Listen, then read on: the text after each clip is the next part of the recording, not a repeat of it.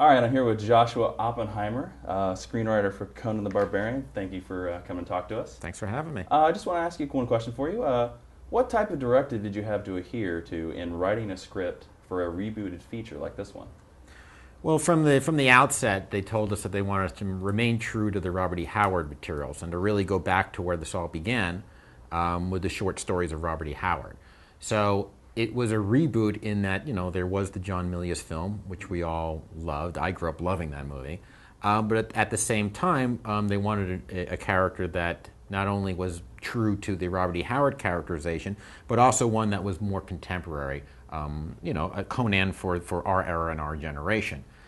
So part of it was keeping true to the initial roots of the character as, frankly, an R-rated character, an adult version of the film, and also was basically to make him younger, a young character that could grow into the franchise, a character that we would see his origin in Samaria, and then be able to imagine points after the film end where the character would have more adventures. Oh. So you did feel that you had to make this new Conan very different from the 1982 Arnold Schwarzenegger film. I think we wanted to make a new version of that character. I wouldn't say he's completely different because we love that character, and I think there are many qualities that are the same between Schwarzenegger's Conan and Jason Momoa's Conan. But the difference is that character wasn't quite as much the Robert E. Howard characterization. I think partially it had to do with, like I said, the function of its times and the function of its director and what was his prerogative. Our character, our Conan, we wanted him to be more lithe, more agile, and we wanted to make sure that he spoke to women as much as possible, as well as men.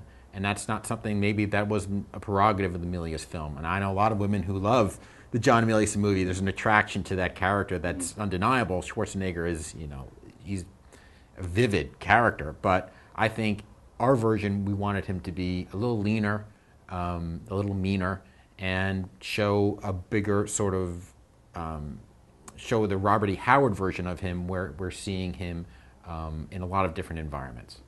How familiar with the original Robert E. Howard short stories of Conan were you familiar with before starting this project? Well, that's sort of the tricky part, because the interesting thing about Robert E. Howard stories is that they went out of print for a long time, pretty much 30 years or so. You couldn't even read them because there was nowhere to read them. So I grew up really more knowing Conan through the Marvel imprint and through the Savage Sword of Conan work, sort of Roy Thomas work, and a bit of the Lancer novels that L. Sprague de Camp did, and then, of course, the Milius film. When they told us they wanted to go back to the Howard materials, some of the stories I had read before here and there, but it was pretty fascinating coming at it from someone who grew up, of the era when they were in the paperbacks and in the comics and the film, and going back to that source material. We read all those short stories over and over again, and it was amazing. It was amazing to understand how much he had changed from that source material for each individual creative expression of him. From the Lancer books, there's one type of Conan. Marvel's another type of Conan. Savage Sword of Conan is another type of Conan. And then the Milius film is a completely different type of Conan. There's a through line to them all, but they're all specific and unique. So when we went back to the source material, for us, it was really eye-opening because it made sense. You could see where it all came from. So you've mentioned Savage Sword of Conan several times. Yeah. If you had to pick, what would be your favorite Conan the Barbarian story? Well, Savage Sword of Conan, and a lot of them they just ended up taking, at the outset they took the stories of Robert E. Howard and they created sort of comic versions of them. So I would say my favorite Conan stories are the ones where he's sort of on his own as an adventurer. Mm-hmm. Some people like the King Conan material better, where he's leading armies and such, but me, I like him as sort of the lone wolf. So I would say, Tower of the Elephant, Queen of the Black Coast, where he is on his own against sort of nature, as it were, coming across, the beautiful, strong women, and, surviving only by dint of his intelligence and the craftier Conan, those stories. If you had to describe Conan the Barbarian to somebody who had no idea who he was, what would you say? I would say that, Conan more than anything is a no bullshit kind of guy. If I had to describe him, Conan is someone who I think truth is paramount to him. If you took him out of his era and you brought him into today's society, I think he'd be someone who, I wouldn't quite say he's a Tea Party sort of guy, but I would say he's sort of against government, against the idea that we aren't the best people to judge what's best for us. I think he'd be sort of progressive in that sense, in that he would fight against the powers that be when he feels that they're not representing the people's best interests. He's a guy who just, I think he cut through it all. How enthused would you be to return to write a sequel for Conan? And where do you see Conan's story going? Well, I know they're already, I think, working on a sequel to Conan. And we're not the ones writing it. We're doing other things right now.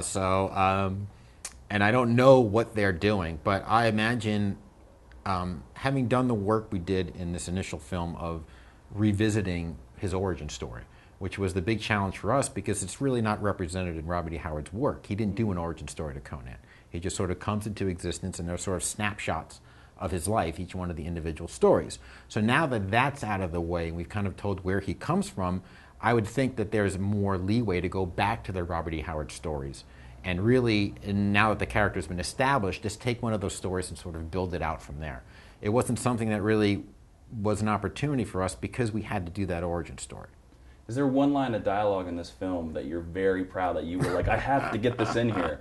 Can you remember a scene or even a reference to a character, or did that one line of dialogue that you were like, this must be in the Conan movie? Okay, well, one thing that had to be in the Conan movie was the Born on the Battlefield element. Mm-hmm. That was something that was straight from Robert E. Howard's storytelling, and we couldn't imagine a better introduction to the character than literally having the first sounds that he hears, the first things that he sees in his life as he comes out of the womb or is cut out of the womb, being the sounds of battle.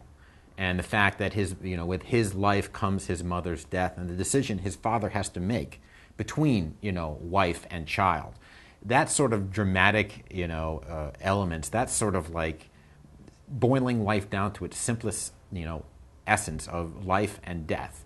That was something that had to be in the story. One last question. If you lived in Hyboria, would you be a thief, a barbarian, or a king? Wow, these are good questions. I would be an adventurer. I mean, to me, that's where Conan's at his best.